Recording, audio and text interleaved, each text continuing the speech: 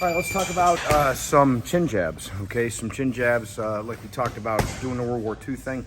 www.Kembativz, Kembativz.com, Kelly McCann. If you like our content online, make sure that you go on our website and click down in the events, scroll down, see our events, and come out and try it in person. Get some firsthand applications and firsthand coaching. It makes a huge difference other than trying to do this stuff all alone. So again, just go to our website, scroll down. It'll say McCentric. We're in the middle of changing our names, but it'll say events. Just click events, scroll down, find the one, say buy now, come up and see us. All right, let's talk about the chin jab. Chin jab, World War II staple. Everyone talks about it. Everyone knows about it. Basically, what we're doing with the chin jab is we're creating a shelf created by the palm of our hand that basically comes up underneath the chin. All right, and the idea is we're trying to snap the head back, articulate it. We're trying to smash the guy's mouth closed. As John Kerry used to say, he'll be spitting chiclets after he's spitting his teeth out. If he's running his mouth and his tongue's there, he's very likely to get an injured tongue as well. But we're going to talk a little bit about the difference between the way we teach it and the old World War II technique that is in black and white with Fairbairn and all the old Mount Catoctin, Area B videos where Fairbairn showing all this stuff. He was a big proponent of keeping the movement underneath the line of vision. So in other words, you watch those old videos and he'll come up the center line just like this. He'll basically center the forearm and the elbow on the sternum and come up just like this. A lot of World War II purists, John Kerry from American Kembativz, used to teach it like that. And there's validity to it in that it comes from below the line of vision. So it can come up suddenly. All right, there's a little bit of a wind up, and it's what goes on after that we have a bone to pick. Okay, so come on up here to Bob. He's gonna let me beat the shit out of him again tonight.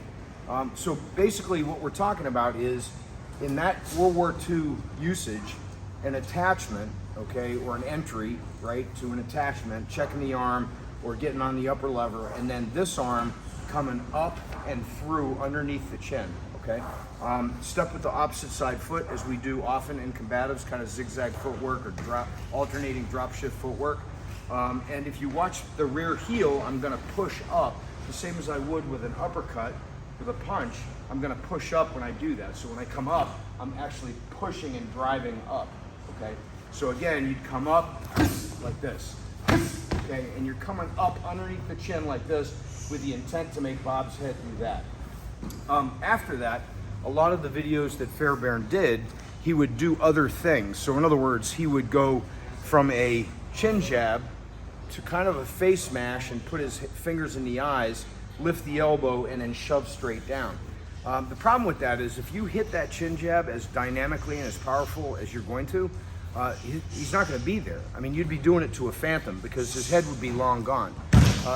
The other problem with it is when you hit and drive forward, people obviously fall backwards. Okay, when they fall backwards, they do one of two things. They put their hands down to arrest their movement, or they try to grab onto you to stay upright. Okay, both not good. But if the direction of the attack is this way, and I'm doing a face mash takedown and taking him down, there's a high likelihood I'm going to get entangled, that my feet are going to get entangled with his. So for all those reasons, we don't really like that application. Okay, the other thing that's not quite right about it is the ergonomics of that. Okay, ergonomically, it goes back to, if you've watched some of these other videos, how strikes come in on an arc and only at one point in the arc are they most far forward. Well, this is the same thing, right? If you look at this arc, you can see it. If I had like fucking great graphic skills, I'd put a dotted line right there, but I don't. I'm a fucking Luddite, so you'll have to just watch it in slow motion. But you'll see that arc right there, right? See how it comes up, and only at one point does it hit the chin. What we prefer to do is turn the hand slightly, which is a powerful movement, all right? So you're gonna take the palm heel, you're gonna turn it sideways, and you're gonna come up this way, okay? It's a little bit more like an uppercut, okay? So you're gonna come up like this, you're gonna use the hand on Bob's chin or on your guy's chin slightly sideways, right? So it's still coming up, it's just lost that arc. So what I'm doing is this, right? So I'm pushing this forward, this, okay? So I'm just coming up like that. I'm gonna let him go after that. I'm gonna hit him, and then I'm gonna look for a follow-up, okay? I might attach, I might not.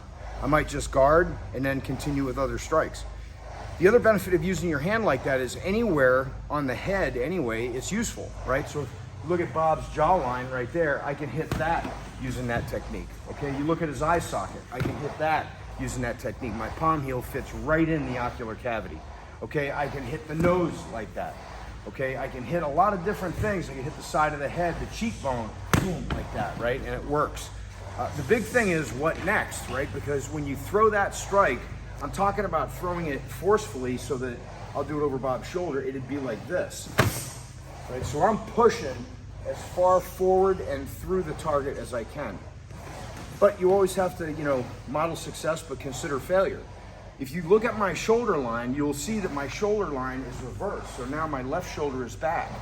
Okay, so once I've hit here, it makes sense to come back with an elbow. It makes sense once I've hit here to come back with another one, and then a face mash or an eye jab, a hammer fist, a punch. You can put these together with closed hand punches as well. I can hit his chin and then give him a hook, right? And then give him a two. Okay, it doesn't matter, but you just gotta be prepared for what may happen, because a lot of the Kembativz community think, oh, this is a one-shot stop. Nothing's a one fucking shot stop. You gotta think that way. If it is, it's a bonus. All right, but you've got to think about what happens if the guy moves his head, what happens if he throws his guard up, what if he steps sideways and gets out of the way, what if he jumps back, what if he does any of those things that may happen when you are, you know, in an adrenalized state and you think you're fast, but you might be a little bit slow, you might be a little bit blood pumped, okay, your heart going at 4 times the normal rate, right? And we know that when we're in something consequential that your heart rate will quadruple, which means that your resting heart rate is going to go from whatever it is, 50 to 60 something, times 4 instantly. So not like doing any kind of physical activity where you intend to do it, it's just going to happen. So we've got to make sure that we're ready for the eventuality that, okay, I may have to do something after this. So again, that's a little bit of our take on the chin jab, all right? Turning your hand sideways, boom, using it as a short bang, just a pop underneath the chin. You can always use a cupped hand blow, pop his chin, bang, and hit him with the cupped hand blow with the left hand. What's that? That's an uppercut hook, right? If you want to go the whole boxing route, we can go chin jab, use the cupped hand blow, and then go fingers to the eyes, all right? So that would be what? Pow, pow, pow, right? That's your 4-3-2 combination. So again, you know, just play with these things, mix and match, use open hand, use closed hand. Understand that Bob can hurt you if your wrist is not correct, if you're not doing it structurally correct. Bob can hurt you, okay? He doesn't tell many people that, but he will fuck you up if you're not careful. Again, Kelly McCann, Kembativz.com, Kembativz.com. Go on our website, scroll down at events, see us in person, you won't regret it.